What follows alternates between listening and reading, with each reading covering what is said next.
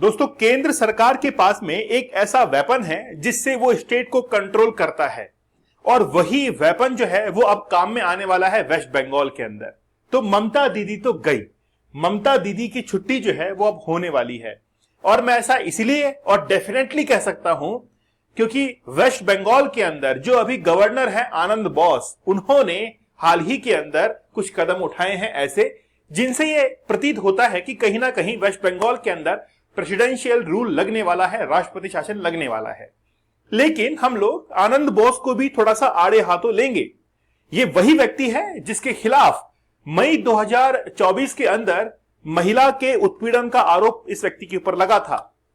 BJP party से belong करते हैं और कहीं ना कहीं द्रौपदी मुर्मू ने जब एज ए गवर्नर अपॉइंट किया था आनंद बोस को 2022 के अंदर, तब से लेकर बहुत सारे विवाद जो है वो वेस्ट बंगाल के अंदर चल रहे हैं। ये राजनीति है मेरे दोस्त, और राजनीति के अंदर प्यार भी जायज है और दुश्मनी भी जायज है, लेकिन कुर्सी बड़ी प्यारी है, उसको कोई छोड़ने वाला नहीं है। ना तो दीदी छोड़ेंगी, ना तो कोई और छोड़ेगा। इसीलिए आज वेस्ट बंगाल की राजनीति पूरे भारत के अंदर बिल्कुल गरमाई हुई है। मुर्शिदाबाद वो क्षेत्र जहां पर मुस्लिम जनसंख्या 50% से भी ज्यादा है, वहां पर ऐसे हालात बन चुके हैं कि आज प्रेसिडेंशियल रूल वहां पर लगेगा। लेकिन वो कौन से अनुच्छेद के तहत लग सकता है, क्या वो आर्टिकल्स जरूरी है, या बिना उन आर्टिकल का सहारा लिए भी राज्य के अंदर केंद्र अपना शासन स्थापित कर सकता है? आज का सेशन उन तमाम लोगों के लिए है जो कि किसी एग्जाम्स की तैयारी कर रहे हैं, वो भी आज अच्छे से देखें, और साथ ही में जिनको अगर नॉलेज लेनी है कि आखिरकार वेस्ट बंगाल के अंदर आगे क्या चल सकता है, वो भी सेशन को बड़ा ध्यान से देखें। तो चलिए बात करते हैं सबसे पहले दीदी के बारे में कि उन्होंने वेस्ट बंगाल के अंदर क्या किया है। वेस्ट बंगाल के अंदर उन्होंने ये किया है, क्या किया है, जितने भी लोग हैं उनकी संपत्तियों को जलाया जा रहा है। हमारे भारत देश की सबसे बड़ी कमी मैं आप लोगों को आज बताता हूं। कमी यह है कि जब भी दंगाई प्रदर्शन करते हैं तो उनको केवल और केवल वही लोग मिलते हैं जो कि या तो गरीब होते हैं या उनकी संपत्तियां होती हैं जो कि वो बहुत मेहनत से इकट्ठी करते हैं। उनको वो 2-5 मिनट में खाक कर देते हैं, और उसके बाद में जिस भी व्यक्ति को संपत्ति होती है वो व्यक्ति हमेशा जो है परेशान रहता है। हमारी सबसे बड़ी कमी यह है कि जब भी हम लोगों को कोई भी धरना प्रदर्शन करना हो तो हम किसी भी व्यक्ति की प्रॉपर्टी को जला देते हैं। क्या आप लोग इस बात से सहमत हैं? मुझे आप लोग बताइएगा। ऐसे बहुत सारे परिवार जो है वो आज बर्बाद हो जाते हैं। जैसे आपने देखा वेस्ट बंगाल के अंदर एक शोरूम के अंदर वो लोग घुस गए, वहां से पूरा सामान उन्होंने उठा लिया, वहां पर जितने भी एसेट्स पड़े हुए थे, रखे हुए थे, सब उन्होंने उठा लिए, लेकर भाग गए, चोरी हो गए। और वो दुकान का जो मालिक था उसने कहा कि 80 लाख का सामान चोरी हो गया। बोलिए, बताइए, क्या हम लोग हमेशा जब भी धरना प्रदर्शन करते हैं तो क्या निजी व्यक्ति से दुश्मनी मोल लेंगे? निजी व्यक्ति को नुकसान पहुंचाना सही है? आप लोग मुझे कमेंट सेक्शन में जरूर बताइएगा। पश्चिम बंगाल के अंदर राष्ट्रपति शासन लगेगा, जैसे इस महिला को देखिए आप। ये महिला जो है इनसे गुहार कर रही है कि यार खामखा मेरे घर के अंदर घुसे और मेरे घर के अंदर घुसकर पूरा सामान वहां से उठा ले गए। ये कहां का न्याय है? तो ये एक कमी हमारे देश की है। तो जब भी धरना प्रदर्शन करना हो तो सरकार के खिलाफ हो, निजी व्यक्ति या वहां पर जो लोग रह रहे हैं, गरीब लोग, उनके साथ में ये अत्याचार इस तरीके से घरों में घुसकर वहां पर पूरा सामान उठा ले गए, टीवी, फ्रिज जितना भी था सब कुछ उठा ले गए, और सड़कों पर जो है आगजनी की जा रही है। वहां के एक व्यक्ति है, मुर्शिदाबाद वायलेंस को लेकर शुवेंदु अधिकारी जो है बीजेपी के लीडर हैं, उन्होंने कहा कि शुवेंदु अधिकारी डिमांड्स आर्म फॉर लोकल अमिट बंगाल वायलेंस। मतलब बेसिकली ये कह रहे हैं कि वहां पर जो है वो अब आर्म फोर्सेस की जरूरत है। तो आर्म फोर्सेस जो है वहां पर ऑलरेडी पहुंच चुकी है, लेकिन हम लोग आज बात करने वाले हैं सीधे तौर पर प्रेसिडेंशियल रूल के बारे में। लेकिन उससे पहले हम लोग चलेंगे बीएनएस के सेक्शन 163 163 क्या कहता है। आपातकालीन या खतरे की स्थिति में जिला मजिस्ट्रेट जो डीएम होते हैं वो आदेश जारी करने की शक्ति प्रदान जो है वो करते हैं।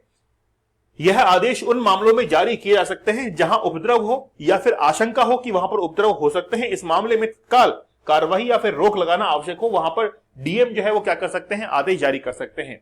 यह सेक्शन ये भी कहता है कि किसी धार्मिक या सामाजिक समारोह के दौरान उपद्रव की आशंका होने पर जिला मजिस्ट्रेट धारा 163 के तहत आदेश जारी कर सकते हैं, जैसा कि अभी हाल ही में देखा भी आप लोगों ने।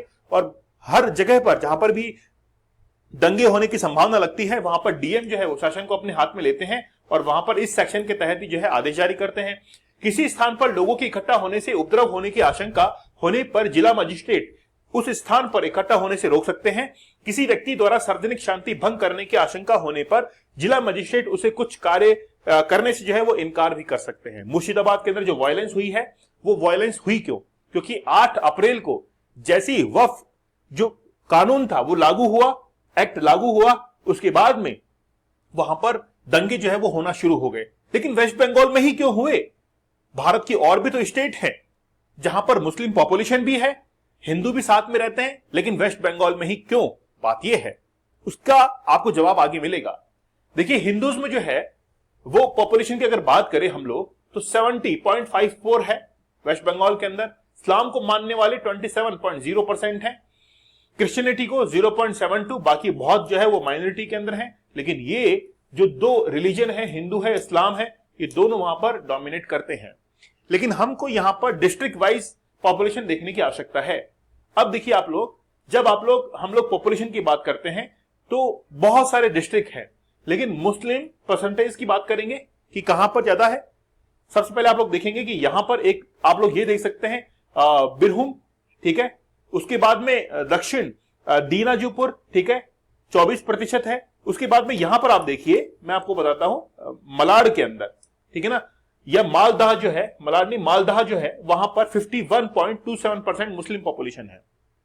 क्योंकि बहुत सारे लोगों का यह आरोप है कि जहां जहां मुस्लिम पॉपुलेशन है वहीं वहीं जो है ये दंगे देखने को मिले हैं। साथ ही के अंदर मुर्शिदाबाद, जहां पर सबसे ज्यादा वायलेंस देखने को मिला है, 66.27% जो है वो वहां पर मुस्लिम है। तो क्या वाकई में मुस्लिम जो है उन्होंने ये काम किया है? देखिएगा, फिर देखिए उत्तर दिंजापुर यहां पर है 49.92, और जहां जहां यहां पर पॉपुलेशन ज्यादा है वहां वहां हम लोगों ने दंगे देखे हैं। बात यह है कि आखिरकार हम लोग हर समय हर दंगे को हिंदू मुस्लिम से जोड़ के क्यों देखते हैं? बात यह है कि अगर मान लीजिए दंगे हो रहे हैं तो उनको कंट्रोल करने के बजाय उनको बढ़ावा ज्यादा दिया जाता है। प्रॉब्लम कहां पर है? किसी भी हिंदू को यह भड़का दो कि ये दंगा मुस्लिम कर रहे हैं तो वो आसानी से दंगा करने बैठ जाता है। फिर अगर किसी मुस्लिम को भड़का दो कि हिंदू खिलाफ करना है तो वो भी दंगा करेगा। इसमें राजनीतिक पॉलिटिकल जितने भी इंटरेस्ट हैं, वो लोग जो कि पॉलिटिकल इंटरेस्ट को शो करना चाहते हैं या उनको साबित करना चाहते हैं, वो लोग अपना इंटरेस्ट साबित करते हैं और हिंदू मुस्लिम आपस में लड़ पड़ते हैं। लेकिन बात यह है कि उस राज्य के अंदर, उस स्टेट के अंदर जो कानूनी व्यवस्था है, कॉन्स्टिट्यूशनल जो सिस्टम है, वो कहीं ना कहीं डैमेज होता हुआ दिखाई देता है। और वहीं पर फिर कंसेप्ट निकल कर आता है आर्टिकल 356 का। आर्टिकल 356 ये कहता है कि जब भी किसी भी स्टेट के अंदर कॉन्स्टिट्यूशनल फेलियर की तरफ जाता है, संवैधानिक विफलता होती है, वहां पर प्रेसिडेंशियल रूल जो है वो लगाया जाता है, जिसके तहत गवर्नर जब भी प्रेसिडेंट को ये कहते हैं कि आप हमारे राज्य के अंदर राष्ट्रपति शासन लगा दीजिए, तो वहां पर राष्ट्रपति के द्वारा शासन लगा दिया जाता है और वहां पर पूरा का पूरा कंट्रोल किसके हाथ में चला जाता है? प्रेसिडेंट के हाथ में चला जाता है। तो आर्टिकल 356 को हम लोग देखते हैं। चलिए थोड़ा विस्तार से हम लोग बात करेंगे, लेकिन भीमराव अंबेडकर की एक लाइन हम लोग सबसे पहले समझेंगे। संविधान निर्माता बी आर अंबेडकर ने कहा था कि उन्हें उम्मीद है कि ऐसे अनुच्छेद कभी भी लागू नहीं होंगे और वे एक मृत पत्र यानी कि डेड लेटर बनकर रह जाएंगे। तो बी आर अंबेडकर ने कहा था कि आज भले ही हम लोग संविधान को बना रहे हैं और उसके कॉन्स्टिट्यूशन के अंदर, संविधान के अंदर हमने आर्टिकल 352, 356, आर्टिकल 360, जिसमें नेशनल इमरजेंसी, प्रेसिडेंशियल रूल और फाइनेंशियल इमरजेंसी के बारे में कहा गया है, लेकिन खास तौर पर प्रेसिडेंशियल रूल के बारे में यह कहा गया कि मैं ऐसा मानता हूं, मतलब बी आर अंबेडकर ऐसा मानते हैं कि इनका यूज नहीं होगा और वो एक डेड लेटर की तरह बनकर रह जाएगा। लेकिन हुआ इसका जस्ट उलट, बिल्कुल उल्टा हुआ। आज इसी को एक हथियार की तरह इस्तेमाल करती है केंद्र सरकार और राज्य के अंदर लगा दिया जाता है प्रेसिडेंशियल रूल। तो बी आर अंबेडकर ने जो कहा था उसके बिल्कुल उलट हो रहा है। लेकिन बात यह है कि अगर यह तरीका किसी राज्य के अंदर उसके सिस्टम को बनाए रखने का एकमात्र तरीका है या इसके अलावा और भी कई ऑप्शन जो है वो हो सकते हैं, और क्या वाकई में आज वेस्ट बंगाल के अंदर प्रेसिडेंशियल रूल लगेगा, तो हम लोग को यहां पर दो आर्टिकल्स पहले पढ़ने पड़ेंगे। आर्टिकल 355 क्या कहता है? आर्टिकल 355 ये कहता है कि ड्यूटी ऑफ द यूनियन, मतलब सेंट्रल गवर्नमेंट का ये कर्तव्य है, ड्यूटी है टू प्रोटेक्ट एवरी स्टेट, कि वो हर राज्य की रक्षा करे अगेंस्ट एक्सटर्नल एग्रीगेशन, मतलब बाहर से अगर कोई भी बाह्य मान लीजिए कि आक्रमण हो रहा है, कुछ भी हो रहा है, तो उसको लेकर सेंट्रल गवर्नमेंट की जिम्मेदारी है कि उस स्टेट की रक्षा करे, और इंटरनल डिस्टर्बेंस भी अगर होता है तो सेंट्रल गवर्नमेंट की ये जिम्मेदारी होती है कि उस स्टेट के अंदर डिस्टर्बेंस जो है उसको कम करे और वहां पर बैलेंस क्रिएट करे। इसी आर्टिकल का सहारा लेते हुए केंद्र सरकार ये कहती है कि किसी स्टेट के अंदर अगर मान लीजिए कि स्टेट के गवर्नर प्रेसिडेंट से ये कह देते हैं कि वहां पर सिस्टम फेलियर की तरफ जा रहा है, कॉन्स्टिट्यूशनल फेलियर हो रहा है, तो Indian constitution grant the president the power to impose presidential rule in state if president, मतलब अगर मान लीजिए राष्ट्रपति चाहें तो उस स्टेट के अंदर प्रेसिडेंशियल रूल लगा सकते हैं on receipt of report from the state of governor. राज्यपाल के कहने पर ऐसा संभव है, लेकिन बात यह है कि राज्यपाल जो है वो सही कहेंगे या झूठ कहेंगे। राज्यपाल अगर पॉलिटिकली इन्फ्लुएंस है, आप इस बातों को ध्यान रखिएगा, राज्यपाल अगर पॉलिटिकली इन्फ्लुएंस है तो वो सेंट्रल गवर्नमेंट के इन्फ्लुएंस के अंदर आकर ऐसा डिसीजन दे सकता है कि इस स्टेट के अंदर सिस्टम फेलियर हो रहा है। लेकिन अगर राज्यपाल निष्पक्ष व्यक्ति है तो उसको ये लगेगा कि वाकई में इस राज्य के अंदर प्रेसिडेंशियल रूल की आवश्यकता नहीं है, यहां पर सिस्टम को आसानी से मैनेज किया जा सकता है, उस कंडीशन के अंदर प्रेसिडेंशियल रूल नहीं भी लगेगा। डिपेंड करता है उस गवर्नर के ऊपर कि वो गवर्नर कहीं ना कहीं पॉलिटिकली इन्फ्लुएंस ना हो, वो एक निष्पक्ष व्यक्ति होना चाहिए। तो ये दो आर्टिकल जो है आप लोगों ने समझ लिए। तो गवर्नर ने अगर कह दिया है कि प्रेसिडेंशियल रूल लगेगा तो वहां पर लग सकता है। आनंद बोस जो कि वेस्ट बंगाल के गवर्नर है, क्या उनके कहने पर अब जो है वेस्ट बंगाल के अंदर राष्ट्रपति शासन लग सकता है? उसके कंक्लूजन की तरफ हम लोग आगे बढ़ेंगे कि क्या वाकई में वेस्ट बंगाल में राष्ट्रपति शासन लगेगा। तो अनुच्छेद 356 के तहत राष्ट्रपति शासन लागू होने के बाद राज्य का प्रशासन केंद्र के द्वारा नियुक्त राज्यपाल के माध्यम से चलता है। अब वहां पर जो गवर्नर है वो क्या करते हैं, उस स्टेट का शासन चलाते हैं, क्योंकि गवर्नर ने वहां के जितने भी सिविल सर्वेंट्स हैं उनको अपॉइंट किया है, और प्रेसिडेंट जो है उन्होंने बहुत सारे आईएएस आईपीएस को अपॉइंट किया हुआ है जो कि स्टेट के अंदर काम करते हैं, और उन्हीं की मदद से राज्यपाल जो है उस शासन को चलाते हैं। वहां की लेजिस्लेटिव असेंबली जो है उसको भी डिसॉल्व कर दिया जाता है। वहां के चीफ मिनिस्टर या दूसरे जो मिनिस्टर्स होते हैं उनके पास में पावर नहीं होती है। राज्यपाल से उम्मीद की जाती है कि वे गैर पक्षपातपूर्ण, देखिए लिखा हुआ है कि वो कोई भी जो है पक्षपात नहीं करेंगे, ठीक है, मतलब कहीं से भी इन्फ्लुएंस नहीं होंगे, प्रशासकों की मदद से शासन को चलाएंगे। इसके अलावा राज्य की कार्यकारी शक्ति केंद्र के पास चली जाती है और विधायी शक्तियां संसद को हस्तांतरित करी जाती है। तो किसी भी स्टेट के पास में दो टाइप्स की पावर होती है। एक पावर तो वो होती है जो कि लेजिस्लेटिव पावर होती है, वो तो लेजिस्लेटिव असेंबली मतलब राज्य की विधानसभा से निकलकर संसद के पास में चली जाती है, और जितनी भी एडमिनिस्ट्रेटिव पावर है वो सीएम से निकलकर किसके पास में जाती है, गवर्नर के पास में जाती है। वहां पर पॉलिटिकली जितनी भी पार्टीज वगैरह हैं उनका कोई भी रोल नहीं होता है। रिसेंटली हमने देखा मणिपुर के अंदर ऐसा ही हुआ। द्रौपदी मुर्मू ने हाल ही में मणिपुर के अंदर क्या लगाया था, राष्ट्रपति शासन लगाया था, क्योंकि वहां पर वायलेंस जो थी वो एक चरम स्थिति पर पहुंच चुकी थी, बिल्कुल लीस्ट पर। इसके बाद में वहां पर प्रेसिडेंशियल रूल लगा दिया गया था। वहां के गवर्नर ने रिकमेंड किया कि यहां पर प्रेसिडेंशियल रूल लगा दो, तो वहां पर लगा दिया गया था द्रौपदी मुर्मू के द्वारा। यहां पर दो व्यक्ति आप लोग देख रहे हैं, ये जो बीच में व्यक्ति देख रहे हैं ये है कर्नाटक के गवर्नर, और ये व्यक्ति जो देख रहे हैं ये है कर्नाटका के सीएम, लेकिन अभी के नहीं, ये सीएम थे लगभग 1989 के आसपास में, जिस समय यानी कि इनका नाम है एसआर बोम्मई। तो एसआर बोम्मई इन्होंने क्या कर दिया था, केस किया था। SR Bommai versus union of India 1994 का ये केस है, जिसके अंदर पहले तो मैं केस आपको समझाता हूं। एसआर बोम्मई जो कि कर्नाटका के सीएम थे 1999 के अंदर, उस समय सेंट्रल गवर्नमेंट ने क्या किया था, कर्नाटका के अंदर प्रेसिडेंशियल रूल लागू कर दिया था। उसके बाद में एसआर बोम्मई ने कहा कि हमारे राज्य के अंदर आपने प्रेसिडेंशियल रूल लागू कैसे किया, क्या वाकई में सही हालात थे या नहीं थे, इसको लेकर मामले को लेकर वो सुप्रीम कोर्ट में चले गए। पहली बात तो यह है कि प्रेसिडेंशियल जो रूल लगा है इसको लेकर, इसके रीजंस को लेकर क्या कोर्ट के अंदर जाया जा सकता है, क्या इसके न्यायिक समीक्षा जुडिशियल रिव्यू हो सकता है, तो हम लोग कहेंगे कि हां जुडिशियल रिव्यू हो सकता है, और किन कारणों के आधार पर वो प्रेसिडेंशियल रूल लगाया गया है इसकी भी बातचीत हो सकती है, न्यायिक समीक्षा हो सकती है, न्यायालय जांच कर सकती है। पहली बात। दूसरी बात, एसआर बोम्मई ने यह कहा कि हमारे स्टेट के अंदर प्रेसिडेंशियल रूल कैसे लगा दिया। उस समय सुप्रीम कोर्ट ने अपने ऑर्डर्स के अंदर कहा, 1994 के अंदर यह कहा कि जब भी प्रेसिडेंशियल रूल लगेगा किसी भी स्टेट में तो वो लास्ट एक ऑप्शन होना चाहिए, उससे पहले जितने भी ऑप्शन है सबको खंगाल लो, सबकी तसल्ली कर लो कि हां हम लोग स्टेट को मैनेज नहीं कर पा रहे हैं, या फलाना जो गवर्नमेंट है वहां पर उस स्टेट को मैनेज नहीं कर पा रही है, कॉन्स्टिट्यूशनल फेलियर जो है वो हो रहा है, तो अंतिम हथियार के तौर पर इस्तेमाल किया जाए प्रेसिडेंशियल रूल को। लेकिन आज क्या होता है, आज आप देखिए कि राजनीति से इन्फ्लुएंस होकर बहुत सारे प्रेसिडेंशियल रूल जो है लगाए जाते हैं अलग अलग स्टेट्स के अंदर। तो एसआर बॉम्बे केस में सुप्रीम कोर्ट ने कहा हम लोग 1997 में उत्तर प्रदेश में कल्याण सिंह सरकार, अब देखिए कल्याण सिंह राजस्थान के गवर्नर रह चुके हैं, ये व्यक्ति राजस्थान के गवर्नर रह चुके हैं। तो जिस समय कल्याण सिंह वहां के मुख्यमंत्री थे, और मुख्यमंत्री हमेशा कोई पॉलिटिकल व्यक्ति ही बनता है, तो पहली बात तो यह है कि कोई पॉलिटिकल व्यक्ति जो कि राजनीति के अंदर सक्रिय था उसको गवर्नर क्यों बनाया गया, ठीक है ना, अभी मैं उस केस पे भी आऊंगा। तो पर राष्ट्रपति शासन की सिफारिश को राष्ट्रपति के.आर. नारायण ने खारिज कर दिया था। तो देखिए कल्याण सिंह सरकार पर राष्ट्रपति शासन लगाने की सिफारिश की गई थी, लेकिन के.आर. नारायणन जो थे उस समय राष्ट्रपति थे, उन्होंने इनकार कर दिया था कि नहीं हम लोग राष्ट्रपति शासन नहीं लगाएंगे। अच्छा डिसीजन था। 2005 में बिहार में विधानसभा भंग करने के फैसले को सुप्रीम कोर्ट ने असंवैधानिक बताया था। तो विधानसभा को भंग कर दिया गया था गवर्नर के द्वारा, और उस समय जो है सुप्रीम कोर्ट ने कहा कि गलत है, जो है अनकॉन्स्टिट्यूशनल है, आप इसको वापस से रिज्यूम कीजिए। तो फिर विधानसभा जो है उसने वापस से काम करना शुरू किया।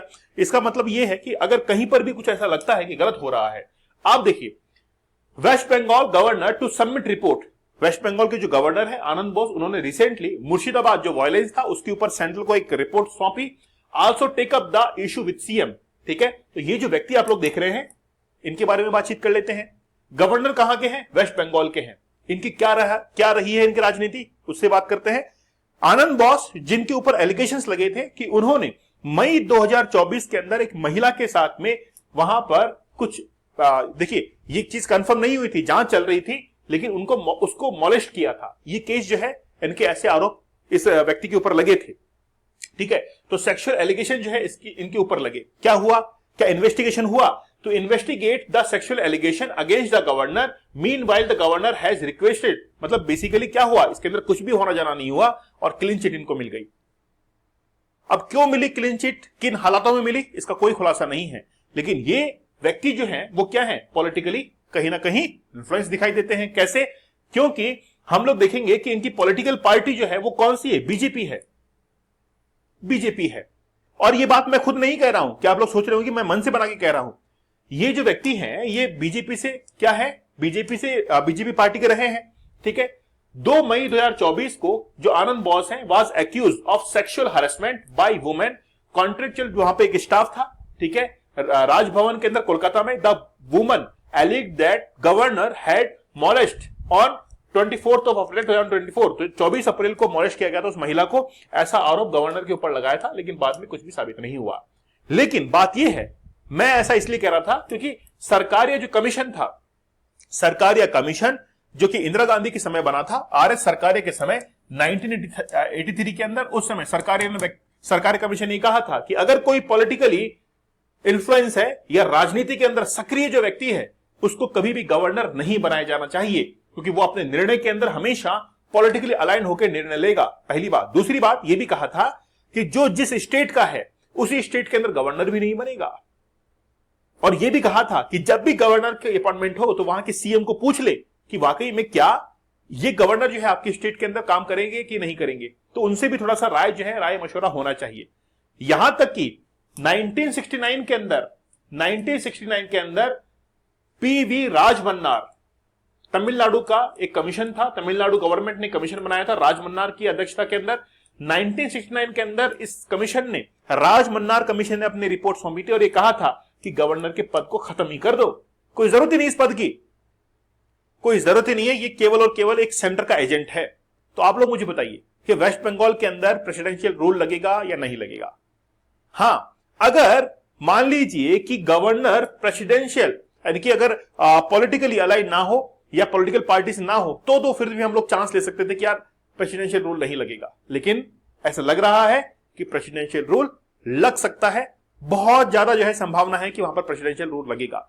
तो हमको आर्टिकल 355, 356 सेक्शन जितने भी मैंने बताए हैं उनको आप लोगों को ध्यान में रखने की जरूरत है, और पश्चिम बंगाल जो है वो अब धीरे धीरे प्रेसिडेंशियल रूल की तरफ आगे बढ़ रहा है। आज तक प्रेसिडेंशियल रूल जो है वो 4 बार वेस्ट बंगाल में ऑलरेडी लग चुका है, अब 5वीं बार लगेगा अगर इस बार लग जाता है। तो आपकी क्या राय है, मुझे आप लोग कमेंट सेक्शन में जरूर बताइएगा। दोस्तों आप लोग हमारे लाइफ चेंजिंग कोर्स 75 डेज के हार चैलेंज जरूर ज्वाइन कीजिएगा। बड़ा जबरदस्त कोर्स है।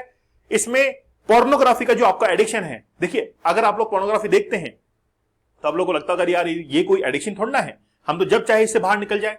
तो एक बार निकल के दिखाइए, 75 डेज तक बिना देखे रहिए आप, फिर पता लगेगा आप लोगों को। और वाकई में आप लोग एग्जाम में जो फेलियर हो रहे हैं वो किसके कारण हो रहे हैं, आप में कंसंट्रेशन नहीं है, फोकस नहीं है। तो मैं चाहता हूं कि वो कंसंट्रेशन फोकस आए और जिंदगी में आगे बढ़े। लेकिन आपके सबकॉन्शियस माइंड में जो पोर्नोग्राफिक इमेजेस हैं वो घूमती रहती है, फिर कहां से आएगा कंसंट्रेशन। तो पहले 75 डेज का हार्ड चैलेंज एक्सेप्ट कीजिए। 75 टेक्निक्स मैंने बताई हैं, 75 चैलेंजेस हैं, 75 रियल लाइफ स्टोरीज भी मैंने बताई हैं। उसको एक्सेप्ट कीजिए और जिंदगी के अंदर आगे बढ़िए, लाइफ चेंज कर डालिए। आपके विचारों का मुझे इंतजार रहेगा, कमेंट का मुझे इंतजार रहेगा। तो मिलते हैं आप लोगों से अगले सेशन के अंदर। तब तक धन्यवाद, थैंक यू, जय हिंद।